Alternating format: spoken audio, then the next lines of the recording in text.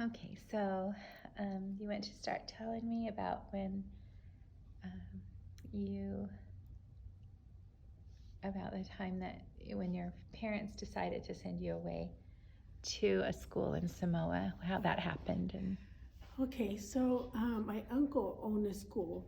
This school, what he does is that on the island at that time, there's only one high school, and whoever passed the exam were able to go attend they call it a very prestigious high school that you can only go when you pass the exams and stuff like that after middle school.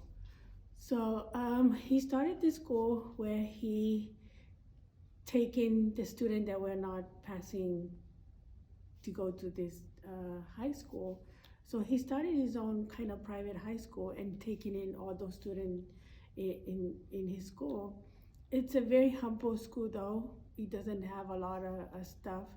Sometimes they were writing on, they make their own writing boards by using coconut trees, and cut them off, and that's how it's a very humble school. they made them by coconut trees. Yes, like they cut off the coconut trunks, Oh. and then they have kids will be writing stuff on that. I don't know how they did it, but with like knives or something, and they'll just like tiny. It's a very when you hear about this story, it's very humble beginning, Uh-huh. and the domes were thatch roofs. I mean, it's just local home. Like it's not. I mean, my uncle was criticized by doing this school and everything because it's just not a standard kind of like. But he's a brilliant man though. He felt that those kids have potentials. He felt like it doesn't matter how old you were, that he'll take in anybody and educate them. Maybe he has like maybe a couple or three teachers beside him.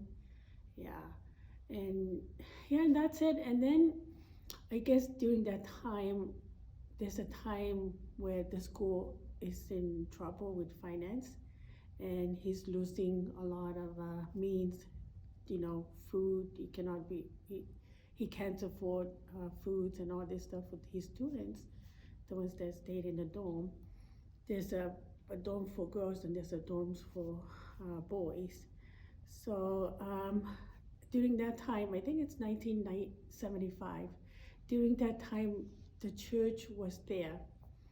I don't. I well, what happened first is like he started writing letters to different schools in another country.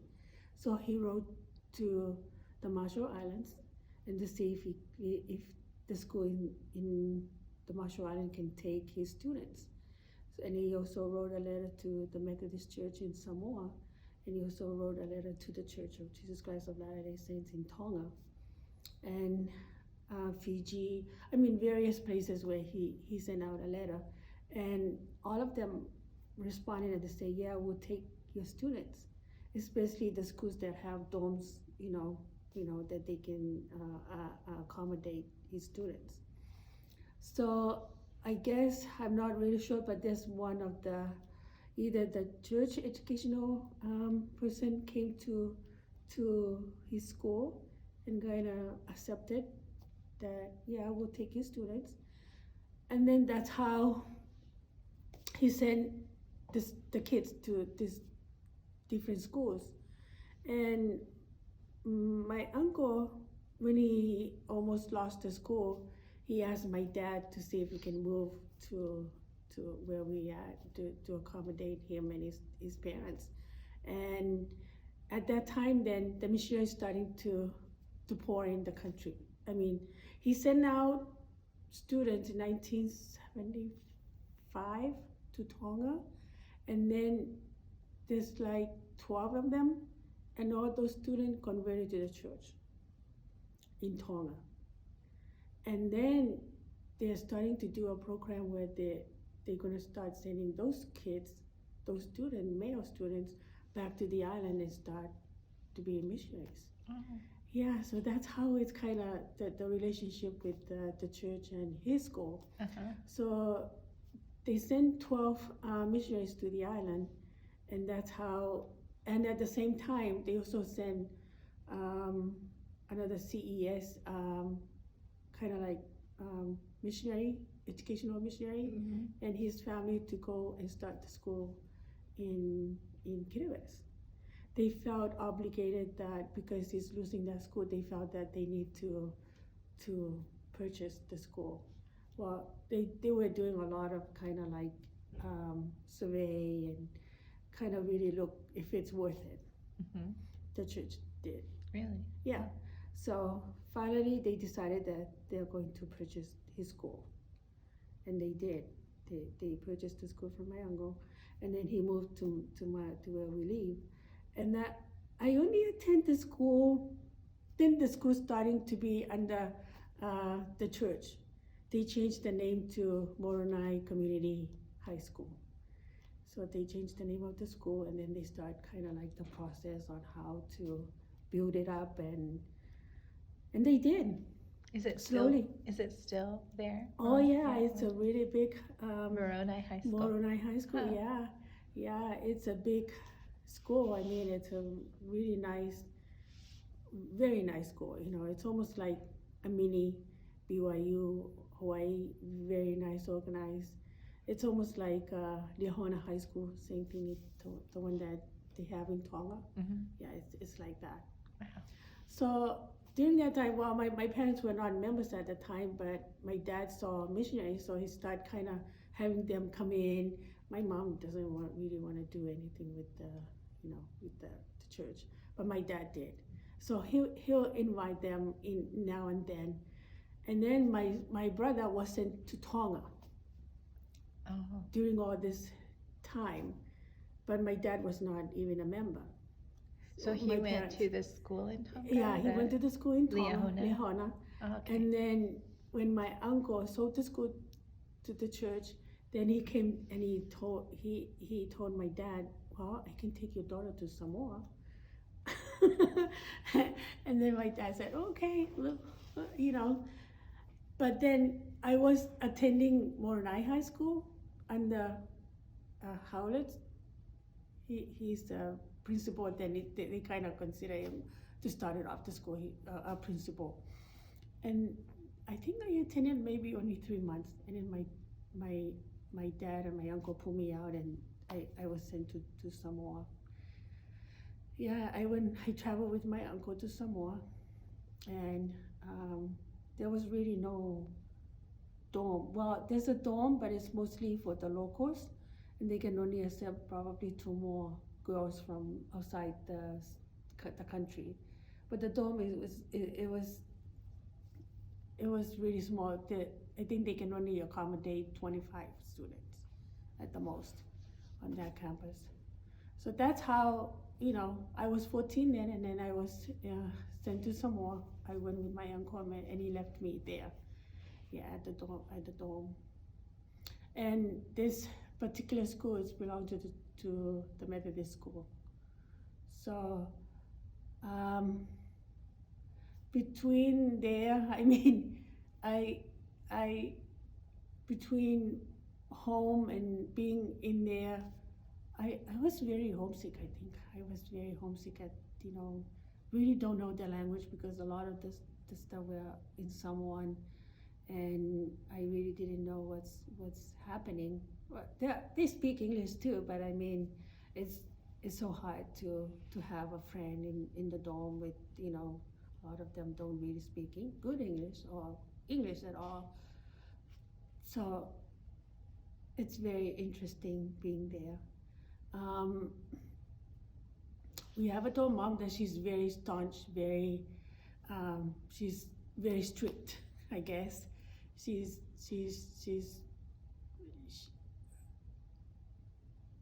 Sometimes you get your hair pulled, sometimes. She pull your hair? Yeah, sometimes she'll pull your hair, she'll go like that, if you don't listen or you just stand around. One of the things that we have to do in the dorms, because part of our school fees is to work. And we have to work early in the morning at 4 o'clock before we go to school. And then after 1 o'clock, then we work again another 4 more hours. But in the morning, we just work around campus, picking up trashers, help with making with breakfast and lunch. And then after school at 1 o'clock, then we march to a big, huge plantation that owns by the church, and work in the plantation. This is the Methodist church? This is the Okay. yeah, the Methodist church owned that. What do they grow there? They grow like cocoa plants, and they have like taro roots, different roots, and bananas. So, but it's funny because all those foods that we worked at, we don't see them, like we never even get to eat them. Maybe the thing that there's one root that when you eat it, it scratches your tongue. And that's what they'll feed us, instead of the real stuff like taro and yam and all those sweet potatoes. They will give us this particular root that nobody really likes. And if it's cut or cooked in a certain way, when you eat it, it just scratches your tongue, like, yeah. And it doesn't even taste good. You don't know the name of it? There's a local name. It's another root. It's almost like taro, but a very, very bad taro roots. I don't know there's a name for it. So, but they have a lot of cocoa plants in that. The only thing that we get out of that plantation is the cocoa, because they make their own cocoa. And they'll do like cocoa rice, and that's what we eat most of the time in the morning, is cocoa rice. Oh. Yeah, pudding, more like cocoa. Here, I guess they call it rice pudding. Over there, they call it cocoa rice. Did it have? Was it chocolate? Yeah. Well, they make their own cocoa. Like Right. they take the seeds, and then they barbecue it, like roasted it, and then they pound it. But it's very, very bitter. And then that's how, with the powder, that's how they. Did you just, like, in the field, did you pull weeds? What did you do there? Oh yeah, over there it's really hard work.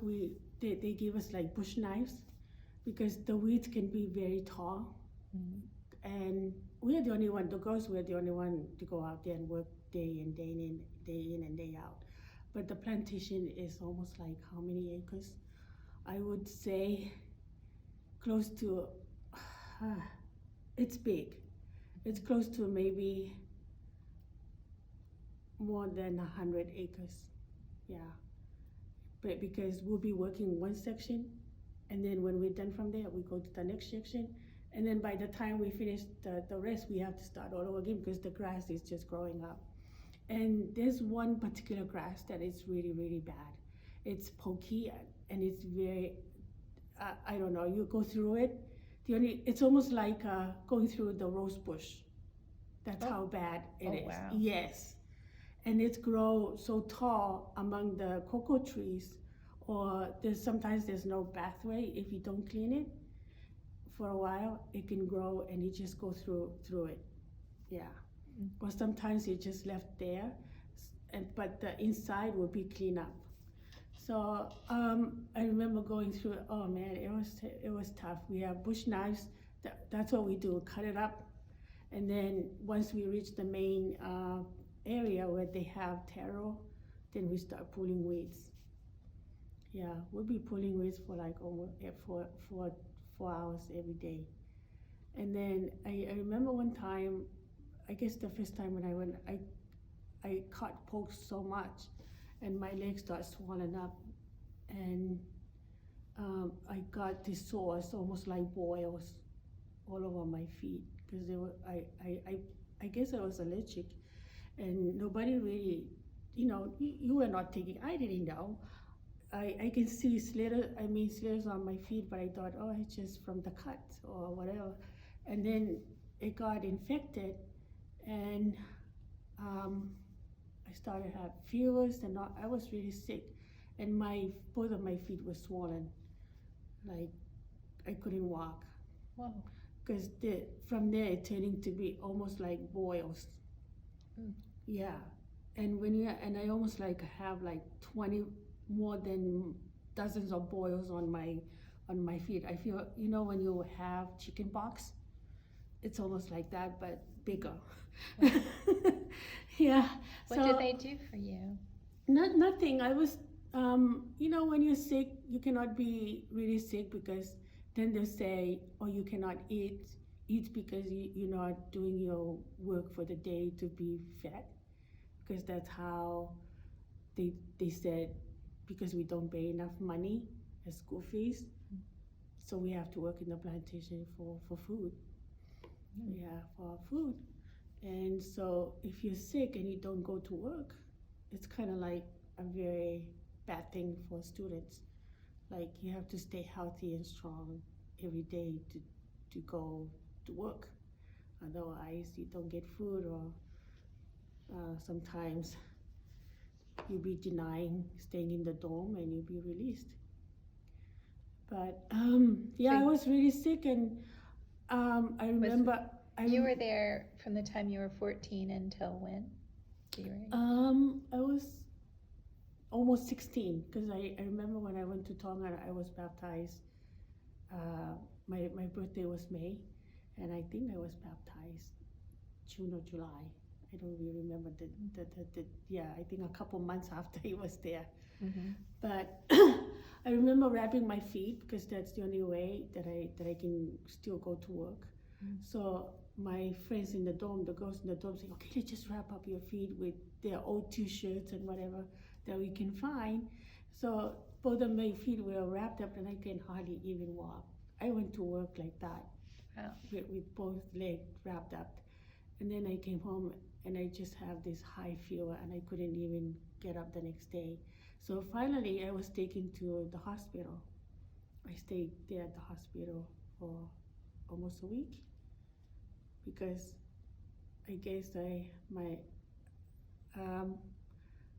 my feet were so infected that they have to make sure that they were clean, and make sure that the wounds were healed before they can release me. Yeah.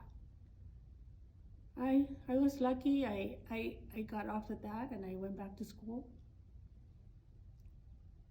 Yeah, but that's another thing that we cannot, you cannot tell your dorm mom that you're sick. You have to always make sure that you stay healthy. And even if you're sick, because there's really no medicine at the dorm, we don't even have like Tylenol or any kind of pain medicine. There's really nothing. You're almost like on your own when you're sick. Another thing that I remembered was that we don't really have a lot of foods. We don't really have a lot of food. And we find out, that we were divided into two families. On the campus, there are missionaries on campus, maybe 4 families beside the pastor, and they are the one who took care of the students. They're the one who make sure that they are fed, and we cook at the house. We go help and cook at the house. But a lot of the food that I don't know that we were supposed to feed were kept for their own family. And what was given to us is very, very small portion. So most of the time we were hungry. Yeah. We were hungry and starving most of the time. Even when we go to work, from 1 to 4, sometimes you can feel the pain in your stomach, and you were working, and it's just not a good situation, because some girls will be passing out. You get this headache, and you've been working out and sweating and working really hard. So when you got up at 4 in the morning, you didn't get to eat until you were done working? Yeah, until 6 o'clock, until breakfast is done. Then that's the time when we stop. We go eat breakfast. And what was breakfast usually? Mostly, like I said, cocoa rice. Oh, that's with cocoa rice. Cocoa Okay. pudding rice. And what did you eat for lunch? The same, or? I mostly almost like a broth, like a soup broth with maybe a piece of taro, or that kind of roots that we were fed. That's it just scratches your tongue. The bad root. Yeah, and or breadfruits. That's what we will eat. Maybe a broth with breadfruit or some kind of taro or tapioca roots. Those are, very one piece and a bowl of broth. Sometimes there's some meat in there. If it's chicken, maybe one or two pieces of chicken, and that's all. Yeah. So and So then how did you feel like after you got there and the conditions were so bad? You had the mean dorm mom and you were not eating very much and you had to work all the time. How did you feel about having been sent there? I guess at the time, because being young, I was a little bit upset. I said, why am I sent over here? I really didn't know better. I said, and the only thing that I can think of is because of education. Right. But even with education, I felt like I didn't get very much because there's really nothing to be taught. Like, we have only 3 teachers, and yes, they teach us different subjects, but I felt like I'm really behind. Like, I didn't know more than what I would know if I stay at home. That's how I felt. Like I said, Yeah, so it didn't make sense. It doesn't make sense to me. And your parents probably, did they think that you were going to a better education system? Yes. That's why they sent you? Yes. My Oh. dad was, because the way my uncle talked about it, he felt that's But your uncle probably, either he was never there either. yeah, he didn't know. No. He thought it was a good place too. Yes. Oh. So I felt that if I had stayed home, I'd be getting maybe more better at home. Yeah. So yeah, I was kind of upset, but at the same time, I said maybe this is why when you're young, our culture is very different. Like, you listen to the elderly, and that's almost like it. Like, Yeah. you have nothing to say, right? Right. So I mean, I think that was more of my generation too. We just kind of did whatever our parents told us to. yeah. So I just kind of go with the flow, Yeah. but at the same time, I remember crying a lot in the night, because not crying because I was sad. I think I was crying more because I was so hungry. That's what I felt. I said, man, I'm so hungry. Like, when you starve and you try to go to work, it's even harder, because you work under the heat. It's hot and humid, and then you start getting this thing like you have a headache, and you just feel really sick. Sometimes you're so dehydrated because we don't drink enough liquid. Yeah, I that's the feeling I had. And maybe when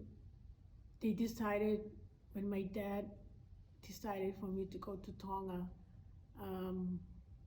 I recorded that, right? Before I did. Yeah. I haven't. No, I didn't get any of that recorded. You so didn't even no, I don't record think- Nothing. None of what our last conversation, except for like the very Tip. very Okay. very end, which was not very much. So. Yeah. So I one time I received a letter from my dad, and he said that he been baptized, a member of the Church of Jesus Christ of Latter-day Saints, and because I've been attending the Methodist Church, they don't like the Methodist Church at all. I mean, the church at all. I mean, the priest, they're called ministers. They don't like Mormons, and they'll talk really bad about the church. And when even my dorm mom, she's a big anti-church. Like, she never liked Mormons at all. She expressed it many times. And then, yeah. And then when I told her, kind of slipped, because at that time I felt like I was converted into the Methodist Church, so I kind of like it. I like what they do, and so I started attending, I almost kind of forgot what happened at home. But then when my dad wrote a letter and he said that he became a member of the church, I was kind of panicked at myself because I heard so much negative about Joseph Smith and all this stuff, and I just saw I share my letter with my dorm mom, and there's quite a few. I think we were sitting around and we were just talking, and I mentioned that, well, I just received my letter that my dad is a member of the church, and she just got off of her seat and she just started talking in someone and swearing in someone. And so she said, he's going to hell. Why?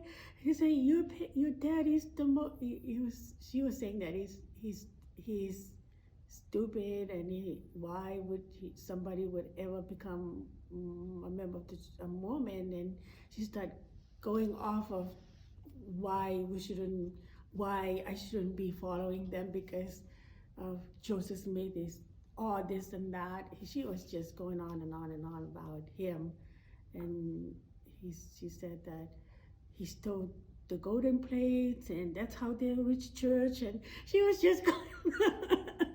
yeah, she was not happy, and then that scares me a lot. That was Sure. scary. Yeah, so I said, oh, I guess I'm not gonna talk to my parents because this is so scary.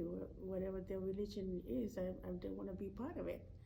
So I stopped writing after that to my dad for almost 2 years. Oh my goodness. Yeah, he got baptized in 1976, and from then I stopped. I stopped writing, and any letters that come in, I don't even open it. I just leave it in my underneath my suitcase, underneath my clothes.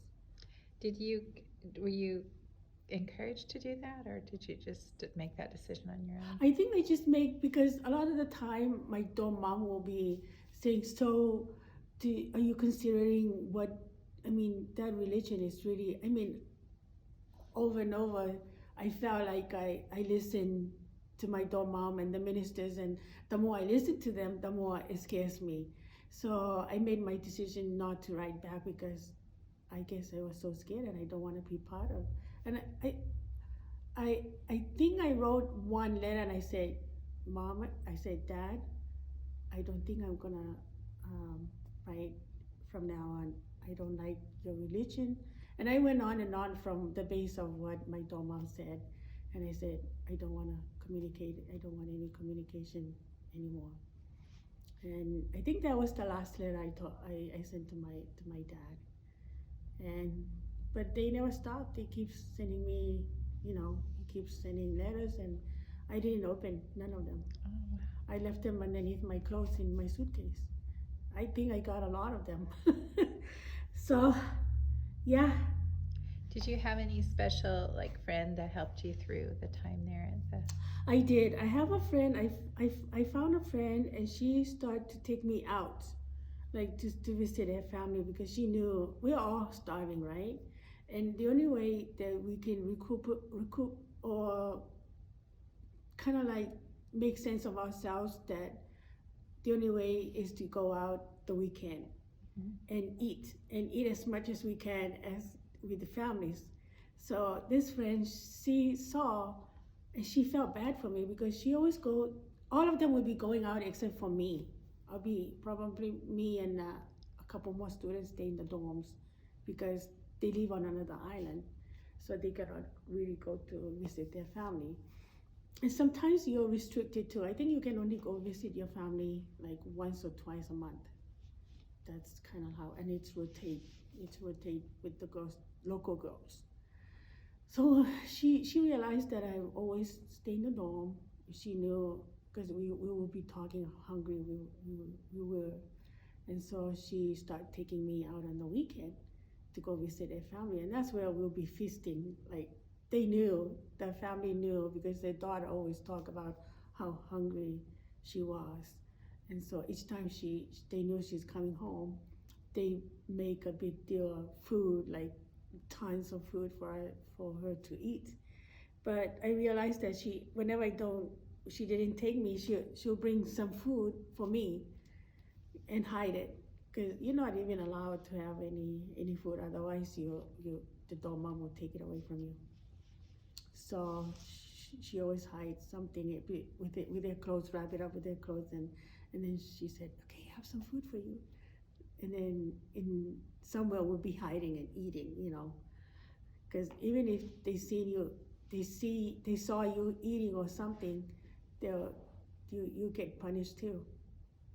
Yeah, a lot of us was climb up the breadfruit tree and get whatever we can, and whenever we make a fire, like burn the trash, we put the breadfruit tree, I mean breadfruits, and cook it with when we do the fire, and that's how we hide ourselves and eat it.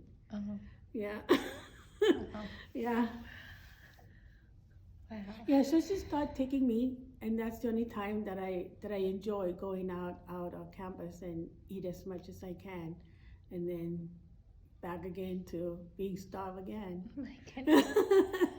Oh. Yeah. So let's talk about what happened to when your dad he asked for help for you. Oh yeah. From what I gathered from my mom after everything, when I went back home, she said that the principal, Brother Howlett, he was devastated when he found out that I had gone to Samoa. And I guess he had a very strong discussion with my dad. And then he said, "Do you really know this school? Do you have any idea?" And my dad said, "No, but my cousin said it's a good school." I call him uncle because everybody call him uncle. Uh-huh. It's a good school, and it should be good because they're all girls. There's no boys. They're all just girls. And then he said, "Okay." So he was really, I said, "I was planning to have your daughter to go to school in Tonga. I wanted you and your daughter to fill out paperwork by the end of the year to go and start his school over there." So he was really, from what I heard, he's really a little bit upset that my dad did that to me, that he sent me away over there. And the reason why they became really friends with my family. Brother Howard has like 8 kids. So they're starting to really like our family, and my mom will help out as helping babysit the kids, or help out his wife. So that's how they're kind of getting communicated. And then finally he said, "You know what? I had a feeling we need to send your daughter back to Lehon High School." And maybe the spirit, because during that time when they were getting scared because I didn't communicate for almost 2 years. Yeah. They didn't know what happened to me, and that's when Brother Howlett stepped in and said, "We need to find out what's going on. You need to make sure that she's okay. She hasn't communicated. We don't know what's going on." And so they're all kind of getting worried about me. And then that's when he made arrangement with the mission home in Samoa to have somebody come and check me if I'm still alive or I'm still there or what's happening. And at the same time, my dad also sent a ticket. They made arrangement where everything is done. They sent a ticket for me to fly to Tonga. So when those 2 men came from the mission, they asked for me. And this is another interesting thing, because there were 2 men. The school is all girls. The principal's a girl, So when they said, "Oh, we're from the Church of Jesus Christ of Latter-day Saints, and we're here to see your student, one of your students," and then they asked for me. So they didn't say anything. So I was surprised. I was taken out from the classroom and said, "There's 2 men here that they want to see you. There's a classroom over there. Go talk to them." That's all, So I went and talked to them, and that's when they kind of find out, why they were there. And that they said they've been sent to check on me if I'm okay or not, and that my parents have asked that I transferred to Tonga, and they asked me if I, that's the choice, if I should go or not. But it's interesting because they said, "Do you believe in God?" And I said, "Yes, I do." And then they said, "Do you believe in prayer?" And I said, "Yes, I do." And then the third question they asked said, "Do you believe in the Ten Commandments?" And I said, "Yes." They said, "Do you believe that you need to be obedient to your parents?" And I said, "Yes." So they said, "Okay, your parents send a ticket, and they want you to go to transfer to Tonga. We want you to pray about it and let us know in a couple of weeks. We'll come back in a couple of weeks, and we'll you can let us know if you want to go or not." So, but they said, before they left, they said, "But we want you to pray about it." And when they left, there's something very different about them. I didn't know what it is, but I felt that there's a spirit. I don't know. I can feel that they're good, honest men, that they were not trying to just to be there, There's something special. Anyways, I didn't know what it was, but they're very special. You can feel this spirit, So I took the challenge, and for the 2 weeks I was saying my prayer. And our dorm is underneath the church, a big, huge church, Methodist church. So every morning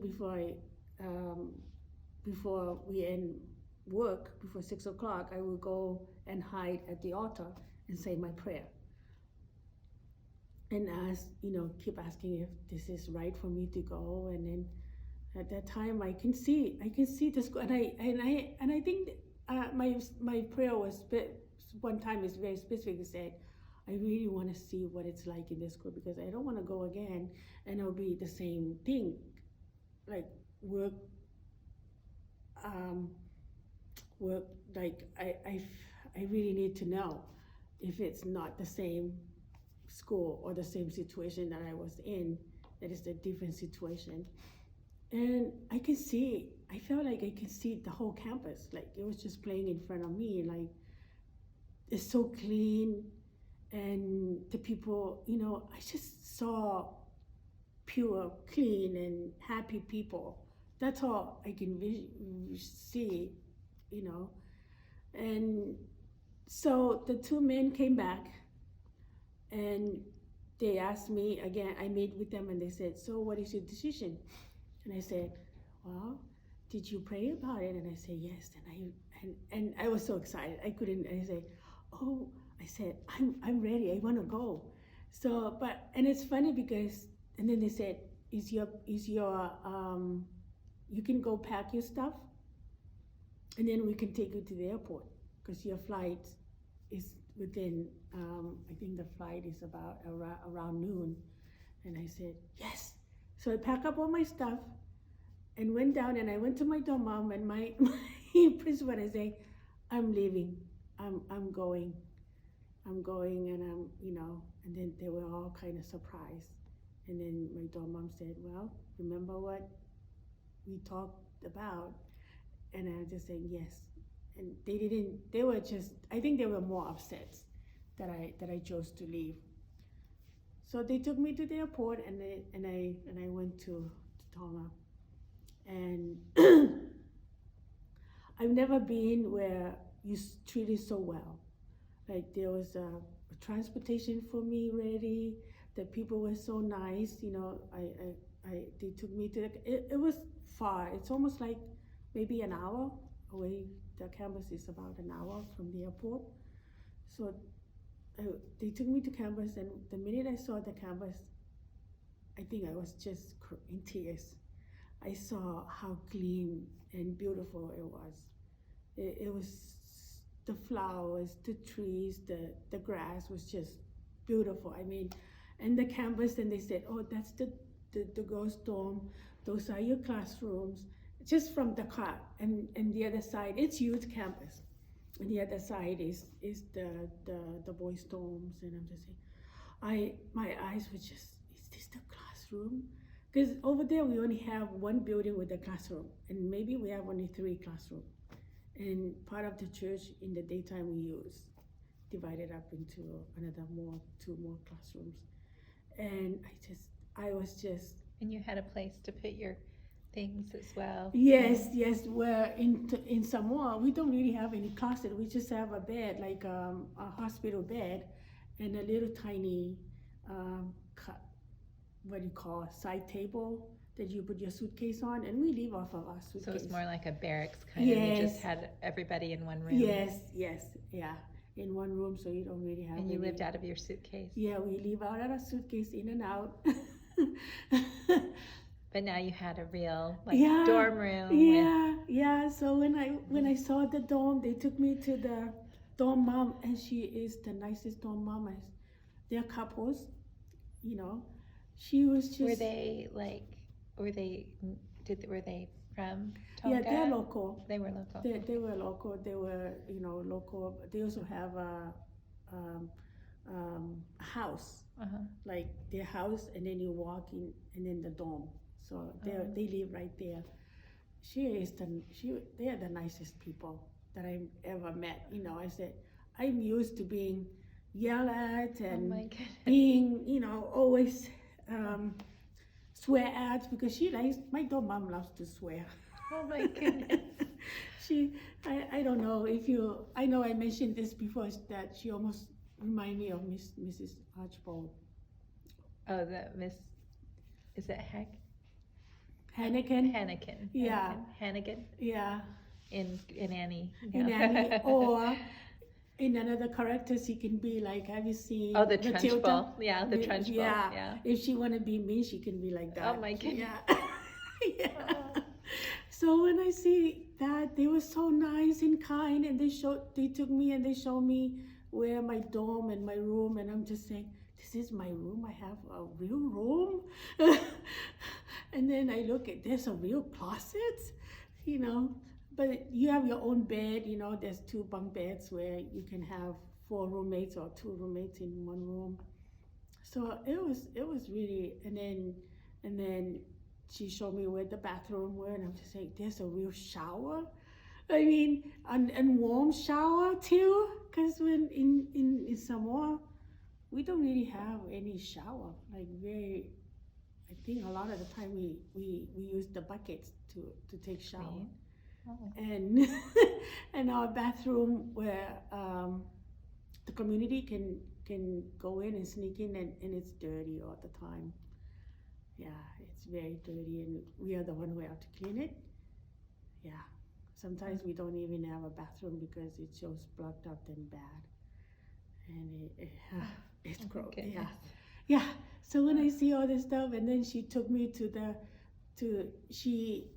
she took time to have in the dorms you have a prefects, like people that kind of leaders in each section of the dorm of the house. They section off into 4, and then that's where they know which section of the dorm you're at, because it's big. So she asked the lead of my dorm, where I'm assigned to take me on campus and kind of show me around. So she did. She showed me where the cafeteria. She showed me where all the classrooms, and oh my goodness, I thought I was in a dream. Like, this is for real. This is for real. Like the cafeteria is so huge and big, and you go in and get food, and oh man, there's so much food. I never You see could get whatever you You wanted. can get whatever you want. Oh, they still have proportion, but big portions, But it was just amazing. Like, really? Then I realized that that's where I was supposed to be. And the classroom, I mean, we have like, how many classrooms? More than 40? Or Was it like what you had envisioned when you were yes, praying? what I envisioned, the beauty of it, the cleanliness, the people were just, and I see the students, they were just so happy people. I say, wow, compared to where I just came from, you don't hear laughter, you don't hear. I guess because we always worked and the girls are so tired that there's no smiling face. Like we were so tired and hungry, and everybody just kind of like I don't know. It's kind of like sad, and I start comparing where I was and where I at Lehigh High School. I'm thinking, man, people are just so happy. Why are they just so happy people? But then I realized, that the church is true, And then they started assigning me to like a family home evening group that involved one of the faculty will be in charge of the group, especially for students that are from out of the country. So we were assigned to different faculty to attend family home evening, or they're kind of like a family outside the dorm, to make sure that everybody feel like there's some adults or parents, adults still that we can still talk to or mingle with, and then when we assign to those faculty family, then they're the one who kind of take care of us. Like if there's like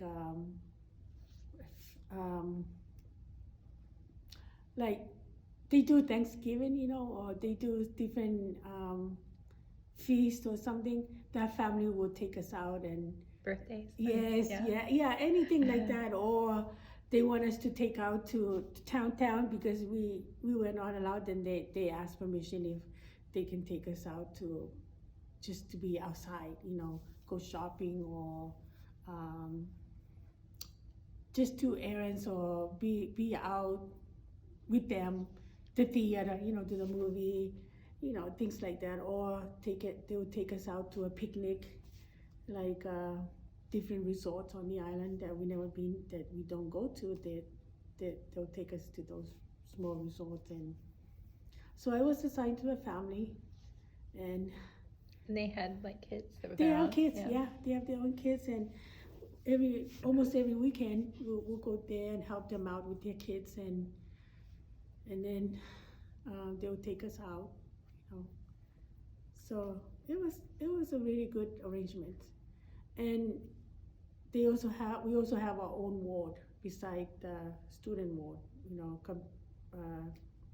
We were separated from the locals because their church, they speak their own languages, but the ward that we go to, it's all faculty. So they arranged the foreigner students to go attend that English ward so that we will be able to understand, And we have students from Kiribati, we have students from Tuvalu, we have students from Fiji, we have students from Tahiti and the Cook Islands. So there's quite a few of us over there, yeah. But yes, the school was very, very different, and I felt that I was so behind, I think. Yeah, I'm not thinking, I was a little bit behind of everybody. But I was able to catch up with, the schoolwork. It was hard, but I was able to catch up. Yeah, and that's kind of pretty much, after that, I was happy. And then 2 months later, I have a friend, she's also, I didn't know at that time, but she's related to me. And she kind of took on, when she found out, they all took on me, and they know I was not a member, so she took on me. And then every night after we ate dinner, she would tell me a story. And the story was about Joseph Smith, and I didn't know. I had no idea that was the boy she referred to. And she's a really good, she didn't mention his name at first, but she said, there's a story that I really want to tell you. It's about the boy. He's 14 years old, and she's starting telling me about him and his background and everything. I said, wow. And then the more I listened to it, she said, his name is Joseph Smith. And I said, I've heard that name before. But then I think the spirit, it's already overwhelmed me, and I kind of forgot what everything that we're told about Joseph Smith. All this time I thought that Joseph Smith was a big mean guy. Yeah. From what, that he's just very rough and mean and a bad guy, that he's a thief in my mind, right? But then when this friend told me that he was a boy, a 14-year-old, everything just kind of changes. Yeah. I To said, relate more to them. yeah, everything kind of changes compared to it, and I'm just like, wow, he's a boy. And then kind of like me, he's a 14-year-old, and I'm 14. Well, not 14, but I'm almost 16 then. I say, wow, that's the age when I left to go to Samoa. And everything just kind of slowly comparing how young you were when you're 14 and him being 14 looking for the right, religion, and that Jesus Christ and Heavenly Father visited him. That's even more fascinating to me, learning about him and his story. And the first vision is very fascinating with me. And that's when I told my friend, I want to be baptized. He said, oh no, we have to go meet with the family, like a family or meeting family, and tell them about what you said. So he was able to arrange with the missionaries to come and teach me. They only taught me like one whole lesson. And you're like, sign me up. Yeah. They were kind of surprised. I was ready. I say, I'm ready. I want to be baptized. I say, oh, but before you're baptized, we really want to make sure that you know. So they taught me the whole discussion, I guess, in one night. Oh, wow. Yeah, in one day. And I was baptized then. Where were you baptized? There was a church building there? Yeah, there's a church building, and they have a font. Yeah, so I was baptized in the font. And at that point, when did you start communicating with your parents again?